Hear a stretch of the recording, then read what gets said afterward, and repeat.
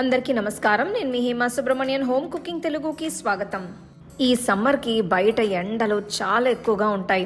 ఈ ఎండలకి మనకి కూల్గా ఉంచి హైడ్రేట్ చేసే వంటలు చేసుకోవాలి అని చూస్తూ ఉంటాం కదా. ఈ రోజు అలాంటి ఒక మంచి రెసిపీ చూడబోతున్నాం.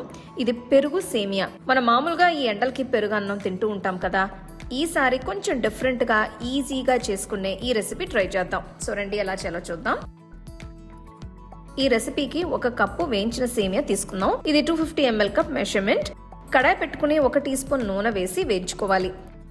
నూనె వేడైన తర్వాత ఇప్పుడు ఇందులో వేయించిన సేమియా వేసి మళ్ళీ ఒక్కసారి వేయించాలి. దీనివల్ల మనకి సేమియా రుచి ఇంకాస్త పెరుగుతుంది. చిన్న మంటలో ఉంచి సేమియాని 2-3 నిమిషాలు వేయించాలి. నెక్స్ట్ మనం సేమియాని ఉడికించుకుందాం. కడాయిలో నీళ్లు పోసి మరగనివ్వాలి. చూడండి, నీళ్లు మరుగుతున్నాయి. ఇప్పుడు ఇందులోకి 1 టీ స్పూన్ ఉప్పు, అలానే వేయించుకున్న సేమియా వేసుకోవాలి. ఒక్కసారి కలుపుకుందాం. సేమియా చాలా త్వరగా ఉడికిపోతుంది. జస్ట్ 2-3 నిమిషాలు సరిపోతుంది. ఒక్కసారి సేమియా టెక్స్చర్ చూడండి. మెత్తగా ఉండాలి, కానీ మరీ ముద్దగా ఉండకూడదు. సో ఇలా ఉంటే సరిపోతుంది. మనకి నీళ్లు వడకట్టి చల్లారనివ్వాలి. సేమియా పూర్తిగా చల్లారిపోయింది. గిన్నెలోకి తీసుకుందాం. ఇప్పుడు ఇందులోకి 1/2 కప్పు కాచి చల్లారించిన పాలు పోసి కలుపుకోవాలి. నెమ్మదిగా కలుపుకోండి. దీనివల్ల సేమియా కాస్త మెత్తపడి తర్వాత డ్రై అవ్వకుండా ఉంటుంది. ఈ రెసిపీకి నేను 400 ml చిక్కటి పెరుగు తీసుకుంటున్నాను. ఈ పెరుగు బాగా క్రీమీగా అయ్యేంత వరకు విస్క్ చేసుకోవాలి. పెరుగు ఈ టెక్స్చర్లో ఉంటే మనకి ఆఖర్లో పెరుగు సేమియా టెక్స్చర్ కూడా చాలా బాగా వస్తుంది. సో అది గుర్తుపెట్టుకోండి. పెరుగు మొత్తం వేసుకున్న తర్వాత ఒక్కసారి కలుపుకుందాం. చూడండి, సేమియా అంతా కూడా పెరుగుతో ఎంత బాగా కోట్ అయిందో. ఒకవేళ మీకు బాగా చిక్కగా లేదు, గట్టిగా ఉంది అనిపిస్తే కొద్దిగా పాలు పోసి పల్చగా చేసుకోవచ్చు.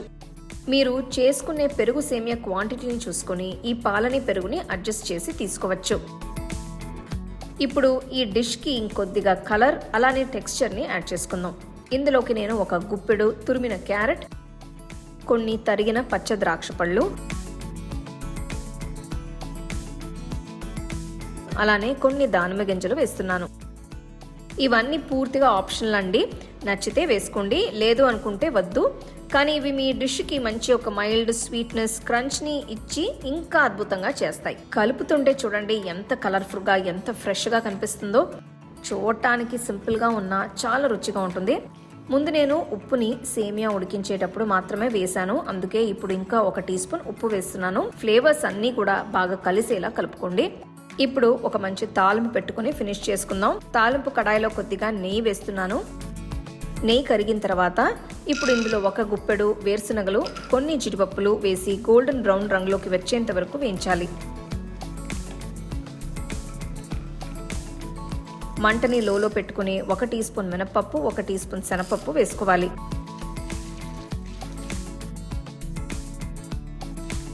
ఇవి కొద్దిగా రంగు మారిన తర్వాత 1 టీ స్పూన్ ఆవాలు వేసి వేగనివ్వాలి. ఆవాలు చిటపటలాడిన తర్వాత ఇప్పుడు సన్నగా తరిగిన అల్లం, అలానే తరిగిన 1 పచ్చిమిరపకాయ వేసి ఒక్కసారి కలుపుకొని స్టవ్ ఆఫ్ చేసుకోవాలి. లాస్ట్గా చిటికెడు ఇంగువ, కరివేపాకు వేసుకోవాలి. ఒక్కసారి కలుపుకుని వెంటనే ఈ తాలింపుని పెరుగు సేమియా పైన వేసుకోవాలి.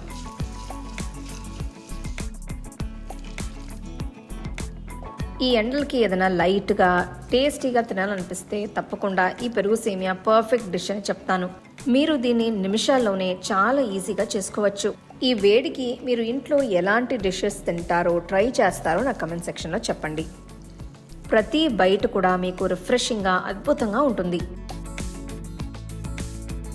కొన్ని దానిమ్మ గింజలు, ద్రాక్ష పళ్ళు, అలానే కొన్ని వేయించిన జీడిపప్పులతో గార్నిష్ చేసుకొని ఫినిష్ చేసుకోండి. భలే క్రీమీ అండ్ చాలా టేస్టీగా ఉండే పెరుగు సేమియా సర్వ్ చేసుకోవడానికి రెడీగా ఉంది.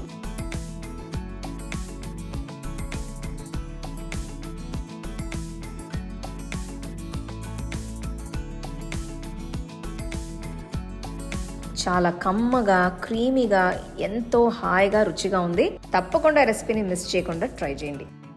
ప్రతిసారి రోజు తినే పెరుగన్నం కాకుండా ఒక్కసారి ఇలా కొత్తగా పెరుగు సేమియా ట్రై చేసి చూడండి. తప్పకుండా ఇంట్లో అందరూ ఇష్టపడతారు. అలానే మీ ఫ్యామిలీ ఫ్రెండ్స్తో షేర్ చేసుకోండి. మీకు ఈ వీడియోలో నేను యూజ్ చేసే ప్రోడక్ట్స్ నచ్చితే కింద ట్యాగ్ చేశాను, చెక్ చేసి చూడండి. The second edition of the home cooking book is now available on Amazon as well as on shop.homecookingshow.in.